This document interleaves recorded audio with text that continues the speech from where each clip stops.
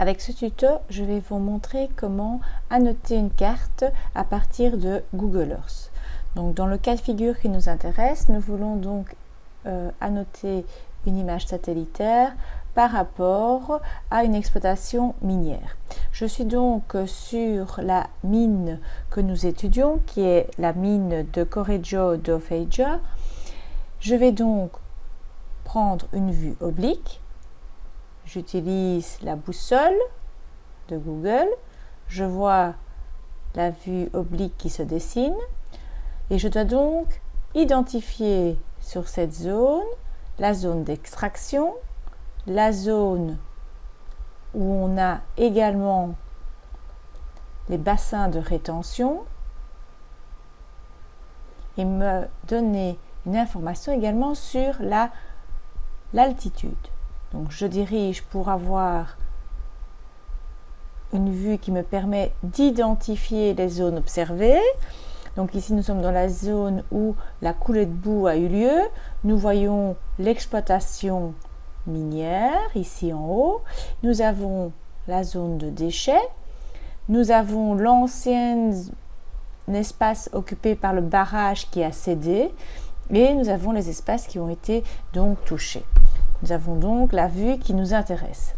Je vais donc utiliser l'outil capture d'écran que vous obtenez sur votre barre d'outils. Si vous ne l'avez pas, je vous rappelle rapidement, vous pouvez l'obtenir via le bouton démarrer, accessoires Windows et vous avez outil capture. Si vous devez l'utiliser plusieurs fois, je vous conseille de cliquer gauche et de le sauvegarder sur votre barre outils.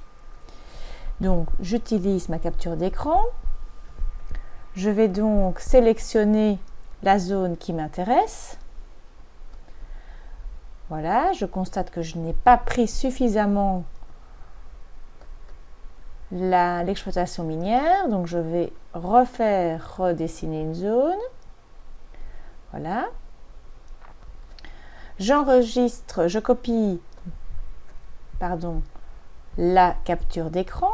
J'ouvre un fichier Word et je copie-colle la photo. Je peux mettre la photo en mode paysage, donc je prends mise en page, orientation, paysage. Je peux ainsi redimensionner ma photo en fonction de ce que je veux et je vais donc pouvoir la noter. Donc, je demande de pouvoir délimiter la zone d'extraction. Pour ce faire, on utilise l'insertion. On va donc utiliser des formes et je vais prendre des lignes où je peux moi-même dessiner à main levée. Je sélectionne l'outil et je vais donc repérer sur ma zone l'espace où l'extraction minière a lieu. Une fois que c'est fait, je peux modifier les couleurs. Nous allons donc ici, j'utilise le contour, je vais prendre un contour blanc, ça sera beaucoup plus visible sur mon image. Je peux même choisir l'épaisseur, je vais prendre une épaisseur un peu plus marquée et la zone est sélectionnée. Je vais donc de nouveau insérer une annotation pour mettre une zone texte, pour dire que c'est la zone d'extraction. Tout en bas, je peux dessiner une zone texte. Je vais donc dessiner une zone texte et je vais indiquer extraction. Et dans le cas de figure qui nous intéresse, nous avons recherché le type d'extraction. On a vu que c'est de l'extraction de fer. On voit que l'on peut aussi modifier le contour, le remplissage et les effets. Je vais dire que je ne veux aucun remplissage, le contour, aucun contour, et la couleur du texte, je la surligne, je vais dans couleur de police, je vais prendre blanc et je vais utiliser le gras. Je vais également augmenter la taille de ma police et j'ai l'extraction de fer. Je dois également repérer la zone qui concerne la zone de rejet des déchets, je répète l'opération, j'insère, j'utilise la forme, j'utilise la main levée et je vais donc dessiner la zone qui correspond à la zone de dépôt. J'utilise le contour, aucun contour, le remplissage, aucun remplissage, le contour c'était mieux en blanc, voilà. J'utilise l'épaisseur de trait comme j'ai utilisé préalablement, le point 3, et je vais donc simplement copier la zone texte, la coller à l'endroit que je veux. Voilà, elle se déplace ici, je la mets ici et j'indique tout simplement zone de dépôt ou minier. Alors j'agrandis ma zone pour que l'ensemble de l'écriture apparaisse. Alors ici nous avions donc l'espace consacré au barrage qui a cédé. Je vais également répéter l'opération. Je vais donc entourer la zone du barrage. Je vais donc choisir un contour rouge et une épaisseur de trait de 3 également. Je vais faire la même chose. Comme j'ai déjà copié, je vais faire CTRL-V, ça sera plus rapide. Je mets barrage de rétention debout. Voilà, j'agrandis mon espace. Je peux un petit peu jouer sur la mise en page. Voilà, je peux déplacer mon texte.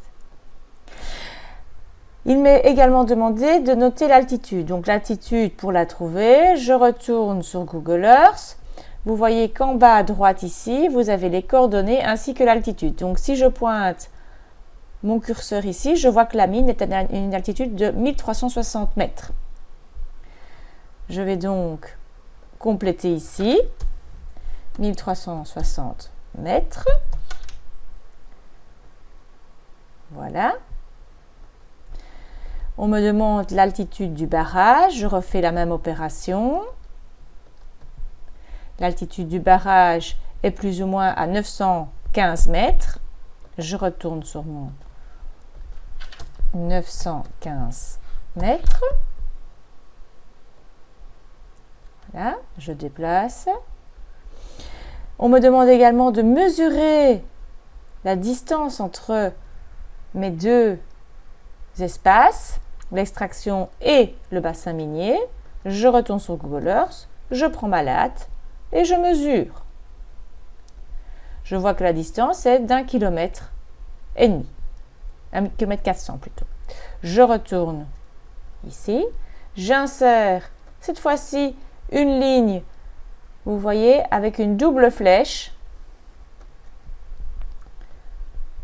Alors, celle-ci n'est pas idéale, évidemment. Voilà.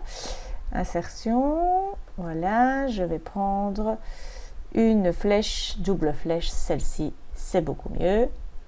Voilà. Je peux également changer la couleur. Je peux changer l'épaisseur. Je vais mettre une épaisseur plus importante. On peut également changer les tirets, mettre des petits tirets. Et je vais donc rajouter un texte pour indiquer tout simplement la distance, 1350 mètres, pardon, et je peux donc orienter mon texte de cette façon.